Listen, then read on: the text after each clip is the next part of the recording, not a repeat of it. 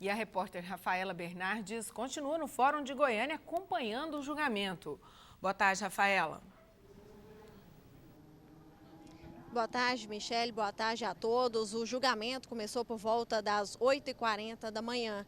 Nesse momento, o julgamento já está em sua quarta etapa. A testemunha já foi ouvida, o réu já foi ouvido e os advogados de defesa e de acusação também já fizeram seus debates, fazendo suas defesas e suas acusações. Nesse momento, o juiz Gesseir Coelho pediu para que todo mundo deixasse o plenário para que os jurados, os 7 jurados, pudessem fazer o seu voto com relação a se o Thiago vai ser absolvido ou se ele vai ser condenado. Então, provavelmente, quando voltar à sessão, já é com uma decisão de absolvição ou de pena. Como eu disse na reportagem mais cedo, a família da Ana Carla estava muito emocionada, não conseguiu gravar a entrevista, mas agora, um pouco mais calma, nós estamos aqui ao vivo com a mãe dela, a dona Ironildes Lemes da Silva. Boa tarde, dona Ironildes. O que a senhora espera aqui desse julgamento? Eu espero que justiça, né? Justiça mesmo, muita justiça. Porque um camarada desse, ele não pode ser absolvido, não tem como. Ele matou muitas famílias, ele matou muita gente, matou os mendigos de rua, matou muita gente. Então, como é que um camarada desse pode ser absolvido? Não tem condições. Eu quero justiça. Durante o depoimento dele, ele pediu perdão à família da Ana Carla. Como que a senhora viu isso? Olha, ele deve pedir perdão para Deus e até porque o perdão dele não vai trazer minha filha de volta. A senhora não perdoa? Não, não perdoo. O que a senhora deseja hoje aqui? Eu desejo que ele seja condenado. E fica muito tempo preso, para nunca mais sair aqui fora matando todo mundo. Ok, dona Ironildes, muito obrigada pela sua participação, viu? Posso ir? Pode ir. Agora nós estamos ao vivo também com um psicólogo criminal, que é o Leonardo Faria, e ele vai repercutir um pouco com a gente sobre essa tese de defesa do Thiago. Os advogados de defesa alegam que ele não deve ser julgado como uma pessoa normal, porque ele é considerado um psicopata. Então nós vamos repercutir aqui com o senhor. Qual que é o estado aí do Thiago? Como que ele pode ser avaliado? Bom, o estado de psicopatia é um transtorno de personalidade e o transtorno de personalidade, de acordo com os manuais de psiquiatria e a própria Organização Mundial de Saúde, determina que não é uma doença mental, e sim uma perturbação do comportamento.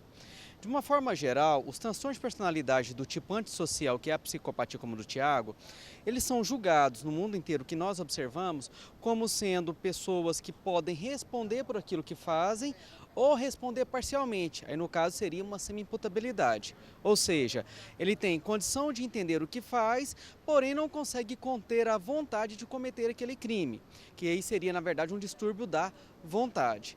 Nesses casos vai ser analisado justamente o ato dele ao ter matado essas pessoas, as testemunhas, as provas periciais que foram coletadas no local do crime, juntamente com as marcas deixadas na vítima, para saber até quando ele queria ou não produzir esse resultado e se isso estava ou não sobre um impulso de um possível distúrbio, um sintoma psiquiátrico. E o Thiago se encaixa nessas características? Bom, de acordo com o laudo que foi feito por essa própria junta médica do Tribunal de Justiça, foi considerado que ele tem a psicopatia e a psicopatia não tira dele a capacidade de entender. Pelo contrário, ele entende o que faz. Porém, como foi dito antes, o que pode estar alterado ou não será a capacidade de conter esse impulso. Aí, no caso, o laudo psiquiátrico e psicológico feito aqui pela junta médica do Tribunal de Justiça vai estar dando todos esses detalhes, até quando esse impulso poderia ou não ser contido. Caso fique provado que esse impulso não poderia ter sido contido, como que fica a situação? Ele deve ficar preso numa penitenciária normal ou não? Bom, aí vai depender de como que é feito o sistema penitenciário aqui em Goiás, no sentido de se tem ou não aí um recurso especial para ele. Em geral, presos com portadores de transtornos mentais ou portadores de algum tipo de distúrbio que deixa ele a capacidade parcial de entender, que nesse caso a semi-imputabilidade, eles devem ter um acompanhamento no manicômio judiciário ou numa instituição congênere, uma instituição que possa receber eles. Caso contrário, faz um convênio com algum hospital psiquiátrico no sentido de estar colocando ele lá dentro. Leonardo, muito obrigada pela sua participação aqui no JBC.